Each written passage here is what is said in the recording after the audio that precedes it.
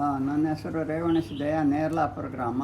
ಕೃಷಿ ವಿಜ್ಞಾನ ಕೇಂದ್ರ ಹಿರೇಹಳ್ಳಿ ಕ್ಷೇತ್ರದಿಂದ ನಮಗೆ 2011ರಿಂದ ಪರಿಚಯಿಸಿಕೊಂಡು ನಮಗೆ ಅಲ್ಲಿ ಸಹಕಾರ ಕೊಟ್ಟಿದ್ದಾರೆ. ನಾವು ಮಾವು ಬೆಳೀತಾ ಇದ್ದೀವಿ. ಆನಂತರ 2015ರಿಂದ ಈ ವೆಲ್ವೆಟ್ ಬೀಜ ಹಾಕಲಿಕ್ಕೆ ನಮಗೆ ಕೃಷಿ ವಿಜ್ಞಾನ ಕೇಂದ್ರ ಹಿರೇಹಳ್ಳಿಯಿಂದ ನಮಗೆ KN ಜಗದೀಶ್ರವರು ಇದನ್ನು ಪರಿಚಯ ಮಾಡಿಕೊಟ್ರು. ಇದು ಪರಿಚಯ ಮಾಡಿಕೊಟ್ರಂತ ನಮಗೆ ಹಸಿರೆಲೆ ಗೊಬ್ಬರನೂ ಒಂದು ಉಪಯೋಗವಾಗುತ್ತೆ. ಆ ಬೀಜದಿಂದ ರೈತರಿಗೆ ಒಳ್ಳೆಯದಾಗುತ್ತೆ. ಅದು ಖರ್ಚು ಮಾಡಿದ ಕಾಸು ಕೂಡ ಆ ಬೀಜದಿಂದ ಅವ್ರಿಗೆ ಉತ್ಪತ್ತಿ ಆಗುತ್ತೆ. ಅದೇ ಕಾರಣದಿಂದ ಮುಂದೆ ರೈತರು 2 ಬೆಳೆ ಬೆಳ್ಕೋಬೋದು. ಒಂದು ಬೆಳೆಯಲ್ಲಿ ಈ ವೆಲ್ವೆಟ್ ಹಾಕಿ ಹಸಿರೆಲೆ ಗೊಬ್ಬರ ತಯಾರು ಮಾಡ್ಕೋಬೋದು. ನಂತರ ಅದರ ಬೀಜದಿಂದ ಸುಮಾರು ಲಾಭನೂ ಸಹ ಪಡಿಬೋದು.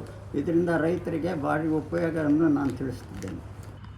ಇದೇ ನಮ್ಮ ನೇರ್ಲಾಪುರ ಸುತ್ತಮುತ್ತ ಹಳ್ಳಿಗಳಲ್ಲಿ ಒಂದು 5-6 ಜನಕ್ಕೆ ಇದರಿಂದ ಪರಿಚಯಿಸಿದ್ದೇನೆ.